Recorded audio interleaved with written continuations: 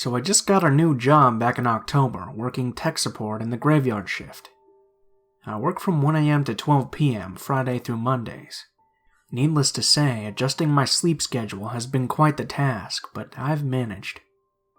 On the days that I don't work, I still follow my work schedule, waking up at midnight and staying up until at least 2 p.m. before falling asleep, as to keep my sleep schedule in line with my work schedule.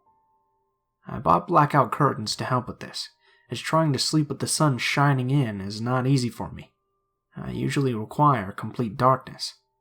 I started noticing weird things happening around my apartment when I would get home from work, or after waking up on my days off. Just little things at first.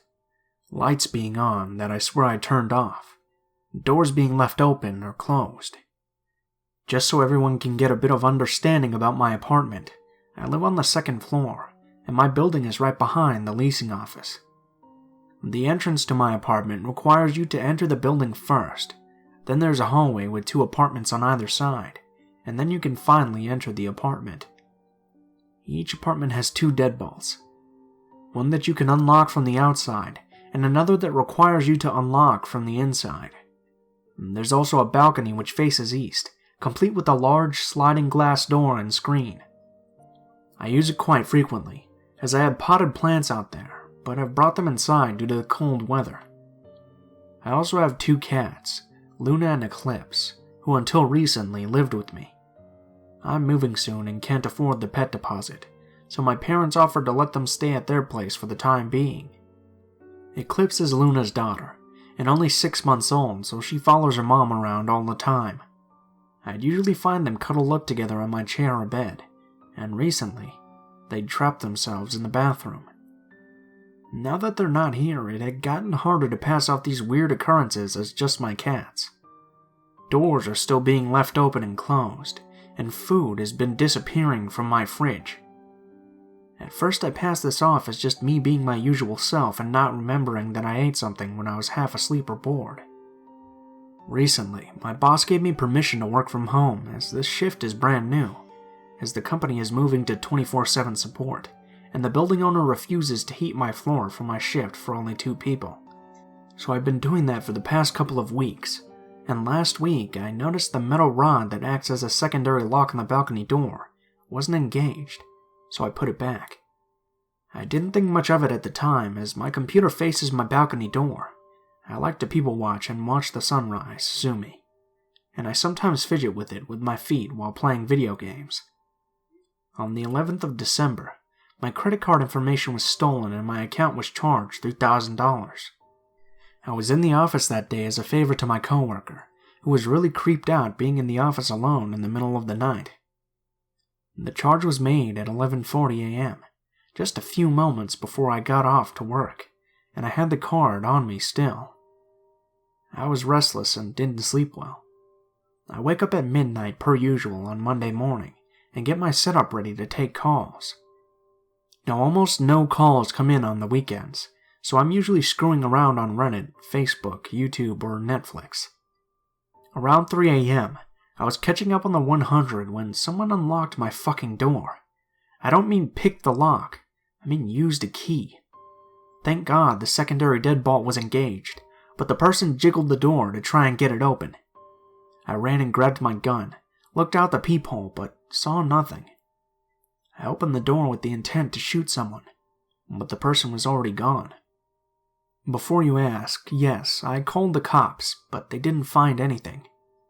There are no cameras in the hallways of the building, or outside them for that matter, and they told me that there wasn't enough evidence for them to do anything about it and left. I didn't sleep at all the next night, and decided to stay home on my days off to try and catch the person, if they decided to come back. I also asked the leasing office if they handed out any extra keys to my apartment, and they said no. I informed them and they changed the locks on my door. There's a white door just on the other side of the fire extinguisher by my apartment. This is my storage closet, opened with the same key for the deadbolt. I keep my Christmas tree decorations in there and decided it was time to set it up. As I'm pulling out the tree this evening, it's only a 5-foot tall fake tree that has all the lights attached to it already. I notice a bag behind it.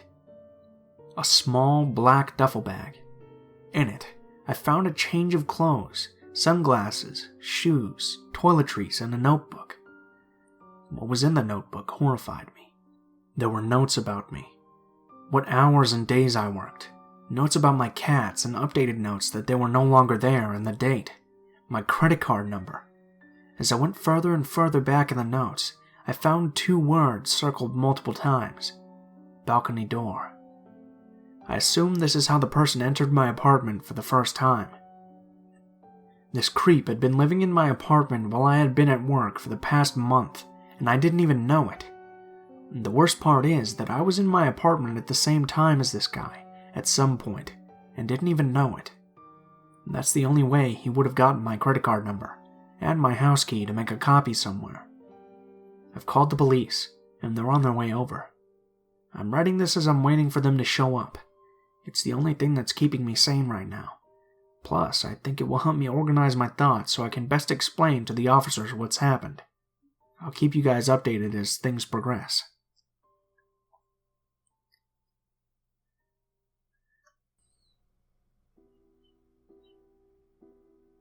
This happened when I was 4 or 5 years old. I was at a rather large toy store with my dad and sister, who was 2 years older than me, so that I could pick out a birthday present for a friend of mine. My dad and I were looking at the Legos they had available, while my sister was shuffling around, bored out of her mind. At some point, she wandered away. I was looking at a box of a castle set, wishing that it was my birthday coming up, when my sister returned and tugged on my dad's arm. "What is it, sweetheart?" he asked without looking away from the box he was holding. I think he also wished it was his birthday coming up. "There's a man. Oh, never mind, he's gone now." My dad looked at her, putting the box back on the shelf. "What man?" he asked. "There's a man who asked if I wanted to come see his puppy. I said that I'd have to ask you first, but I don't know where he went." My dad took the box out of my hands and put it back on the shelf, then took my hand in his and put his other hand around my sister's shoulders. "Well, let's go find him," my dad exclaimed, and began leading us towards the checkouts on the exit. Now, like I said, this toy store was rather large and we were walking very fast. When we got near the checkouts, my sister pointed at a man who was just about to leave the store and said, "That's him." I could see how she recognized him from behind, as he had very long hair. It went about halfway down his back. I remember him having a black winter coat on, which was strange to me because it was a pretty warm day. We walked even faster, until we were at the nearest checkout, and my dad says to us, "Stay here with this nice lady for a sec," referring to the cashier. He ran up behind the man, who was now almost out the door, threw his hand on his shoulder so hard I could hear it. My dad spun him around to face him and began yelling, "Where's the puppy? Where's this puppy you wanted to show my daughter?" People around started looking at the commotion, and my dad continued, "You said you wanted to take my daughter to see her puppy. Where is it? I want to see the puppy too." The man was stammering and stuttering and trying to get away, but my dad had a firm grasp on the guy's shoulder. Turning his head to where we were standing, my dad yelled to my sister, "Is this the guy who asked you to come see his puppy?" My sister silently nodded her head, then looked at her shoes. I think she thought she was in trouble. I didn't blame her because her dad was yelling really loud. "Is the puppy in your car? Where's your car? Is that it over there?" He pointed at the glass door into the parking lot. "Or is that your car? Is that where the puppy you wanted to show my 6-year-old daughter is?" I remember thinking that if he just let go of the guy, he could lead us to the puppy. Before I knew it, 3 men in yellow jackets had come. There was a word on their jackets which I couldn't read, though I knew all of the letters. SECURIT. My dad let go of the man and the yellow fellows held him instead. My sister was crying by this point.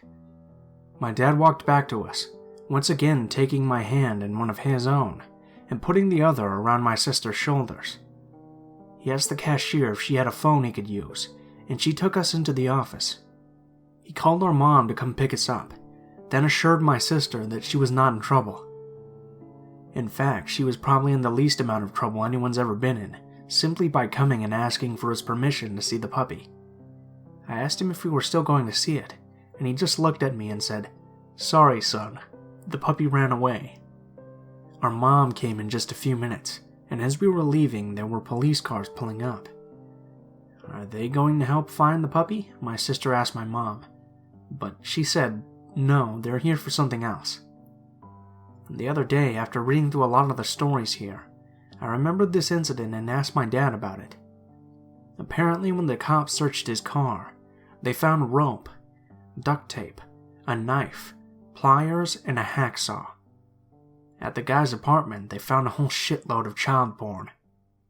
My dad and sister testified at his trial, and the guy got 20 years, which means, barring other circumstances, he's out now.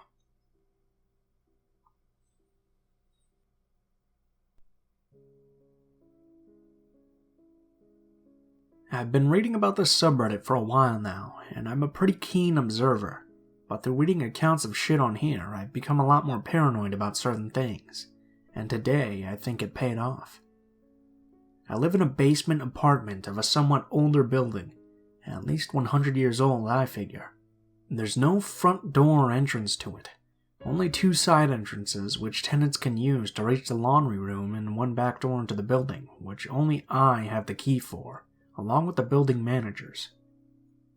I've only used the back door a few times, and that was for moving furniture in and out because my side entrances are impossible to use for stuff like that, because the stairwell is so steep and the wall so narrow. Otherwise, I never use the back door. Where I live, it's really snowy at the moment. Lots of ice and shit around. 2 days ago, when I left through my usual side door, I noticed there was a shoveled path to the back of the building, which literally no one has a reason to do or be back there. There's nothing back there for use, only a door to get into my apartment, like I said. I thought this was highly suspicious, but I chalked it up to whoever the contractor for snow removal was just trying to be thorough and clear a path to the back because surely they don't know who uses that door or not. They have no reason to. There's actually a porch that can help you get into the main hallway too, but that door is as locked down as can be. But again, nobody knows that but the tenants. Anyways, ever since the shoveled snow, I've been a bit more suspicious. 3 weeks ago, someone stole my motorcycle from the driveway close to the back door, probably about 20 feet away, and it's put me on high alert. Obviously, I'm fucking pissed and violated that someone went so far as to steal my motorcycle from my driveway, under video surveillance. Unfortunately, the cameras were broken and not set up right, so there actually was no recorded camera footage, only a big camera pointing at you. 2 nights ago, I stayed up literally almost all night reading stories on here because I couldn't sleep, but reading the stories didn't make me feel any better about that. It put me into a state of hyper-awareness. So last night around 10:30 or so, I let my little dog outside for the last time at the night. I hadn't slept in 36 hours or so, like I said above, and was ready to pack it up. When I came back in from letting my dog out, I took a look at the back door and realized that the deadbolt was disengaged, which sort of unnerved me. That's highly unusual because there's no need for it to be. Even more than that, there's a key broken off inside the deadbolt, so I have literally no way to lock that bitch at the moment. My alarms are going off on all levels. I figure there's a chance that it's nothing, but as an extra measure, I put a big-ass brick in front of the door so that if anyone opens the door, the brick would move, and I'd know that someone had used the door because of it. Then I went to bed. 3 o'clock in the morning comes, and my little dog starts barking her fucking head off. I think to myself, fuck no. No one comes down to the basement at 3 a.m. The laundry room is across the hall from my apartment, but nobody is going to be doing laundry at 3 a.m. unless they're a meth head, and I heard no laundry being done. I get up and close our main door, being very quiet and letting my dog bark. My dog is a dachshund, by the way. Big bark, little bite, and it's noticeable. As I approach my door, I hear the doorknob jiggle a bit, but thankfully I engage my deadbolt before bed. I'm freaking the fuck out at this point. Thankfully, I've sort of prepared for this sort of situation in my mind. 1,000 times I've anticipated someone coming down and trying to open my door, because I live in the city and there are shitty people who do shitty things like break into people's homes. I stand back from the door and yell to the man.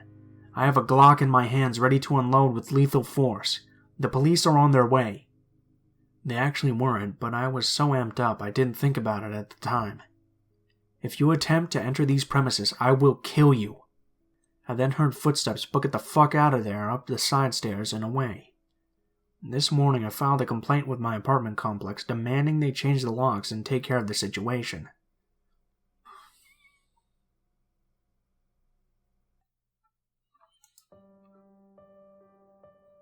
Well, first off, let me explain some things before I get going with the story. This happened when I was only recently figuring out that I was gay, and I hadn't quite come out to everyone yet. And those who I had come out to, well, it was a little awkward. It must have been at least 17, but please don't judge me for the stupidity that follows. Well, it was a weekend during the day, and I was browsing this online dating site. I had never dated anyone before, being a late lesbian bloomer, so I was really excited and curious to eventually find someone great. Keep in mind that I was most certainly not looking for hookups. I messaged a couple of people who sound nice, and I'm about to log off when this person messages me. They don't have much info on their page and just have one picture, but I decide to humor this person and have a conversation. We hadn't talked for very long before this person said that we should meet up. She didn't live too far away from me, so it wasn't undoable. However, the moment she said we should meet up, red bells started going off in my head. I've always been a pretty careful person, and never one to take risks. However, I had recently begun worrying that I was too careful, and that I might be missing out because I wasn't seizing the moment and just jumping into things feet first. I thought I needed to loosen up a bit and get out of my comfort zone. Anyways, I end up agreeing to meet this person, and the place where she arranges me to meet her is about a 20-minute drive. Another red bell goes off is that she tells me to wear a dress or a skirt. I hated dresses and skirts, so I don't actually own any, therefore I just wear shorts. Before I head out, I tell my friend where I'm going. And that was the one smart thing I did. I told her the location I was heading to, and that if I hadn't texted her again in around 2 hours, then she should take action. I jokingly said that if I hadn't contacted her within that time frame, then I had probably been kidnapped and sold as a sex slave or something. She wanted to know what I was up to, but I refused to tell her. So I tell my mom that I'm going to the store and I head out to meet this person. And the place that she told me to go to is kind of a sketchy neighborhood, but I keep going because I remind myself that I'm just being too nervous. I arrive at the park she specified, and to my relief, there was one other person there. A lady with her child. I keep a close eye on this lady and find great comfort in her presence. I wait at the park for a while. I had arrived at the specified place and at the specified time, but where was the girl? I leave around half an hour later. The lady was probably really confused as to why I was there, because I had arrived, stood by the fence for half an hour, and then just left. I make the drive back home and go on my computer to find out what had happened. The person explains that she had arrived there, but had been spooked because a car full of creepy guys had drove by. She asked me to return to the place. I say no, and she starts to beg me and tries to dirty talk me. I wasn't into it because, as I said, I wasn't into the one-night stand business. The person then states that she had seen me, and that I had looked cute in my pink shorts. This I found kinda creepy because whoever this was had been spying on me from afar. At that point, I just shut down the whole conversation and log off. It didn't occur to me until quite a while later, but the person probably never arrived at the park because that lady with her child was there. The online profile was probably fake. And was actually some dude trying to pick up lesbians. Some creepy dude. And the dude had been probably waiting in his car for the lady and her child to leave before he made his move. whether that be mugging me or raping me or both. I don't want to know. I was in a pretty deserted area of the neighborhood, so no one would have heard me if I had yelled for help. Now that I'm older and wiser, sometimes I think back to this day, and send a silent thanks to that random lady who probably saved me from something terrible. Nowadays I listen to my gut, and don't worry about being too timid or too careful. Those kind of things keep you safe.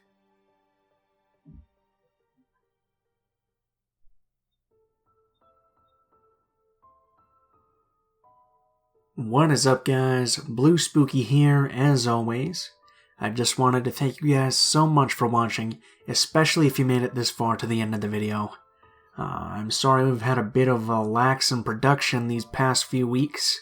I've just been going through the ending of finals for most of my classes, and we're on winter break here now, so hopefully production will be speeded up a little bit, and you won't have to wait weeks for the next video this time. In addition to that, we're coming up close to 100,000 subscribers, so I'm thinking for that, I'm probably going to do either a really long video, a compilation of my favorite stories that I haven't read yet for the channel, or perhaps something else if you guys have another idea of what I should do. So go ahead and leave some of your suggestions in the comments below the video. If you guys enjoyed the video, please feel free to leave a like, or perhaps share or subscribe if you feel so inclined. In addition to that, leave any feedback you might have in the comments below. If you have a personal story that you'd like to send in, or if you'd just like to stop by and say hi, links to all of my social media, including my Facebook, Gmail, and Twitter, will be in the description of the video below. You can go ahead and send me a message on any of those, and I'll try to respond or include your story in a video as soon as possible. If you do decide to send in a story, please be sure to include in the tagline the theme, if it has any, the name of the story, and how you would like to be credited in the description of the video the story appears in. If you guys are curious about the music used in this video, all of the music is also listed in the description of the video in the order which it appears. I also list the names of the tracks and have links to the artists if you guys want to check out more of their work. Last but not least, if you guys have any constructive criticism, please be sure to leave it in the comments below, as I'm always looking for new ways to improve the channel. Thank you guys so much for watching, and I hope you guys have a great day.